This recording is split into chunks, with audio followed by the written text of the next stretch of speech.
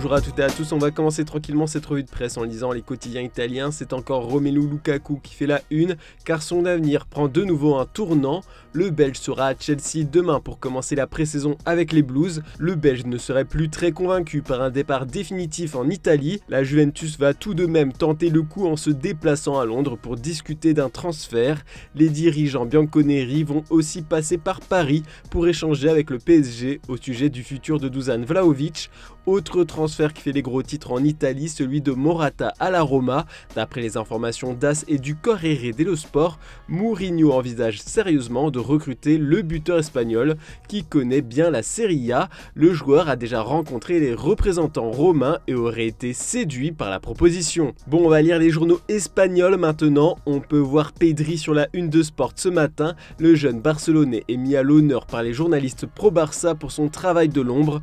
Comme le rapporte le média, depuis 5 semaines, le milieu espagnol se tue à la salle de sport en secret.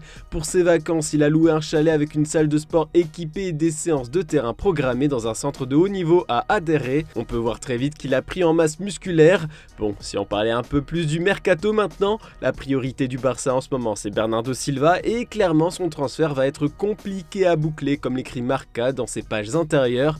Manchester City ne veut pas le laisser filer pour moins de 80 millions d'euros. Les Blaugrana n'ont pas les moyens de sortir cette somme, un prêt était envisagé, mais City n'acceptera jamais dans ces conditions. Du coup, d'après le Mirror, les dirigeants barcelonais ont un nouveau plan, proposer un échange Frenkie de Jong, Bernardo Silva. Ce serait un accord qui pourrait théoriquement convenir aux champions d'Europe car les Portugais étant pressés de partir et ils obtiendront un milieu de terrain de talent en retour. En Angleterre, ce sont les dernières déclarations du Bayern Munich sur Harry Kane qui interpellent le plus. Uli Hoeneß, président d'honneur du club allemand, a souhaité donner son avis sur ce feuilleton hier sur Sport 1. Selon lui, l'attaquant anglais continue de clamer son amour pour le Bayern Munich. Voici ses mots. Harry Kane a clairement signalé dans tous les entretiens que sa décision était prise. Si elle reste la même, nous l'aurons, alors Tottenham devra plier. Cette petite bombe a aussitôt été reprise par le média allemand Kicker. On peut aussi y lire sur ce site que Thomas Tuchel pousse vers la sortie Sadio Mané et Leon Goretzka.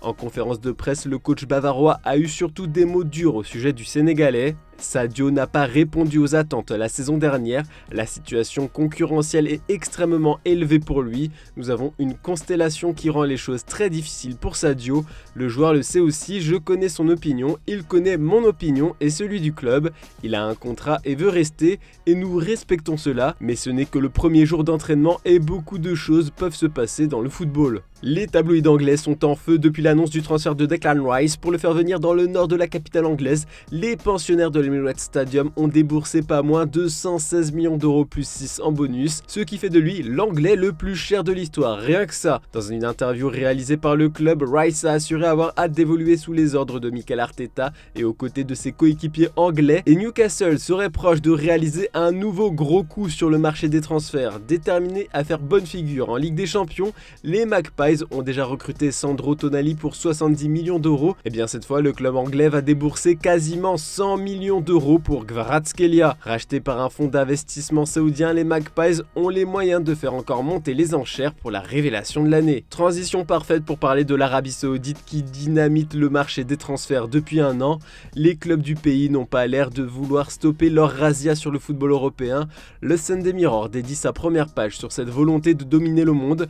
D'ailleurs, c'est assez paradoxal d'avoir mis Lionel Messi en une, car lui a préféré les États-Unis. Enfin, le tabloïd nous rapporte toutes les dernières informations concernant des départs de joueurs de Première Ligue pour le pays du Golfe. Le capitaine de Liverpool, Jordan Henderson, a accepté de rejoindre le club saoudien Al-Ettifaq avec un plus gros salaire que maintenant. Puis Alan Saint-Maximin, qui a été mis en vente par les Toons, est très proche de rejoindre la Saudi Pro League d'après des médias qataris. Newcastle espère récupérer au moins 45 millions d'euros pour le français. La dernière cible des clubs du Golfe, c'est Fabinho. Le Brésilien a été écarté du groupe de Liverpool et d'après le Daily Star on Sunday, un club d'Arabie Saoudite a fait une offre qui avoisine les 40 millions d'euros. Bon, on va terminer avec ce qui est écrit dans l'équipe ce dimanche. On y apprend que le RC Lens songe à Levi Garcia pour se renforcer en attaque après le départ de Loïs Openda à Leipzig. L'attaquant de l'AEK Athènes est en grande forme dans le cadre de la préparation estivale de son club, qu'il pourrait donc poursuivre avec les 100 et or.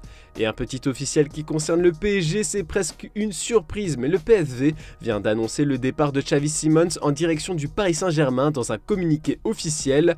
Auteur d'une saison exceptionnelle dans le championnat néerlandais, il a inscrit 19 buts et délivré 8 passes décisives en 34 rencontres de championnat, de quoi convaincre les décideurs parisiens d'exercer cette option de rachat dont le montant n'est pas connu de manière officielle, mais qui tourne aux alentours des 6 à 8 millions d'euros selon les médias. Voilà, c'est tout pour ce dimanche, on se retrouve demain matin pour une nouvelle revue de presse. N'oubliez pas le JT Foot Mercato en fin d'après-midi. Bonne journée à toutes et à tous.